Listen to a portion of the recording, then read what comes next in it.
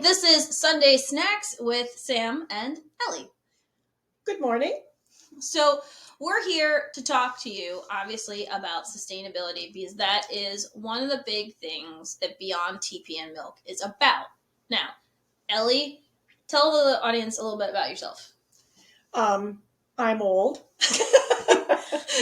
I'm 77, and I'm Sam's stand-in grandma. But you're also like one of my best friends. That's true. Don't let her fool you. No, they're my second family, her family. I've done lots of things in my life, lots of years spent doing data entry, worked in corporations, admin person, published my own publications, mostly in tourism. So, in short, you've had an adventurous life. Yes. All right. And that's just the tip of the iceberg, folks. She's got lots of stories, and they're amazing. Me, I'm 40. I have 2 kids. I'm, married, and I live in a house in the suburbs. I mean, it's not a really exciting life, but it is definitely something that makes me happy and lights me up. And sustainability is a huge part of that for me. I would say your life is exciting. She's always on the go and always busy, and your kids are always busy, and everybody is always busy. Although I don't try to be so busy. True. But that's part of being a stay-at-home mom, an entrepreneur, a spouse, an avid gardener. Homeschooler. I mean, the list just goes on and on. But you do fit in game night. I do. I love game night. We have game night. Our whole family loves game night. We love having you over for game night. Yes.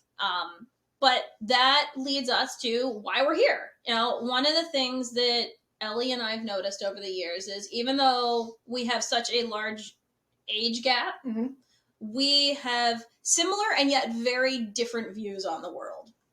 And one of the things that I love to yabber on about is sustainability.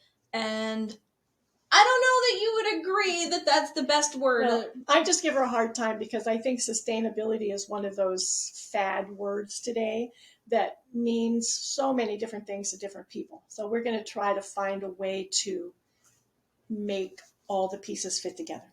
Yeah. I mean, I definitely was using the word sustainability before it became popular, but, not everybody would agree. So how would you define sustainability? Well, I see it used in relation to lots of different things from, our health and preserving our food and being ready for Armageddon and the apocalypse and the zombies. And, and we've certainly, shared a lot of those ideas. But I think sustainability to me I guess if I were to pick a word, I would use nourish more than I would use sustain. I just think people get it. They know that what your kids need to thrive.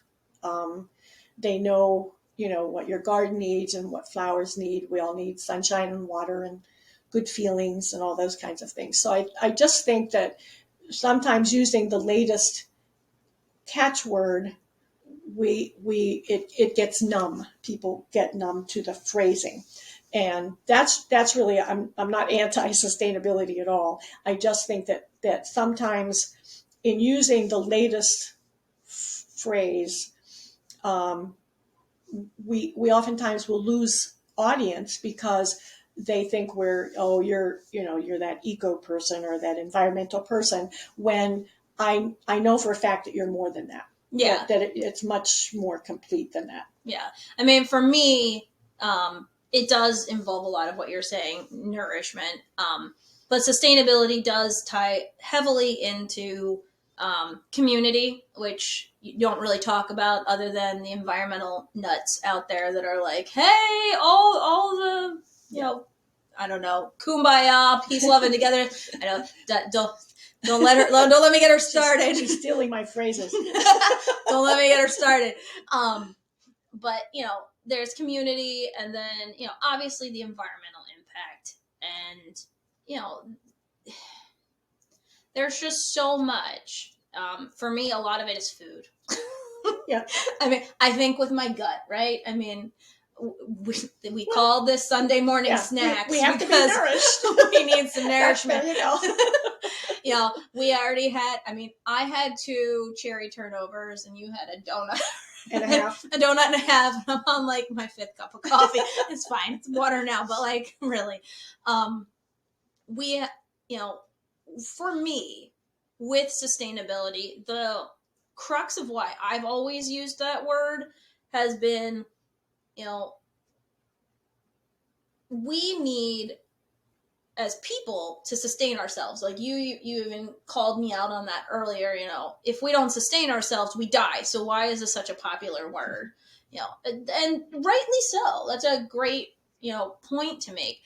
And for me, though, it's not just about sustaining me to live. It's just about sustaining every aspect of me, because there's the old concept that, you know, we inherit our land from our ancestors. And that's not exactly how I view it. I view it more along the line of the Indian proverb that we are borrowing the world from our children. And frankly, I don't want to leave my children a crap hole. I want to make it better. And one of the words that you brought up to me was steward. And that was such an interesting concept. It's not something I would think about. It's an old word.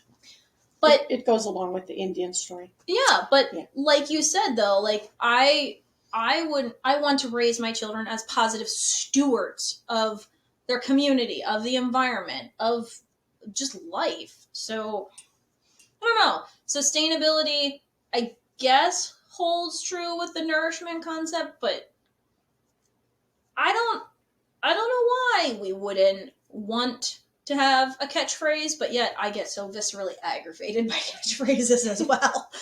So, well, my problem isn't with the word itself. It's with it. It's one of those catchphrases today that can mean 101 different things, and I think our audience is broader than those who just use sustainability in terms of ecology or environment. I think we think broader. Yeah. For instance, when I mentioned steward, in my growing up, even though we believe, you know, we inherited land from our predecessors, being a good steward of that land for those who follow you was the rest of that story. So that wasn't just, you know, that we got it for us. Our job was then to be good stewards, to pass it on. I guess that's why I have problems with just phrases, you know, that are the latest popular thing. Not that there's anything wrong with it, but I do believe, knowing you as well as I do, that you also think in much broader terms than that. Yeah. And that's why I think nourish, whether it's homeschooling or food or our community or each other, you know, is I think to me, it's a more human word, which is what we're trying to accomplish with sustainability. True. You know, so I think it's a word that touches people differently, I guess, maybe is why I like that word better. And by the way, folks, this is coming from a lady who has a bug out bag in her back closet. I do. Where I, the crazy one that uses the word sustainability, do not. Yeah. Well, you know, when I was younger, I was afraid that someday I would be homeless. And so a counselor told me to pack a bag with what I thought I needed, because I knew I'd need like a couple changes of clothes so I could apply for jobs and look respectable and things like that.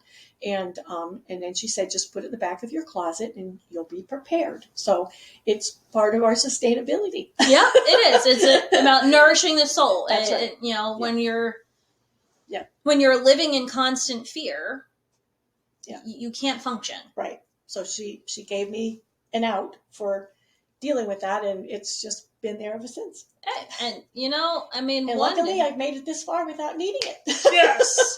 And that right there is a win. That's right. That's right. So, you know, to leave you with a little nugget, we would love to know, what do you believe is sustainability, right? I mean, yes. Yeah. You like the word nourish. I still haven't found a better definition. for the holistic manner in which I speak about sustainability, but I do like Nourish. Not sure if I'm going to land there. What do you think? Yeah. We'd love to hear from you in the comments. Yeah. Perfect. Bye, guys. Bye.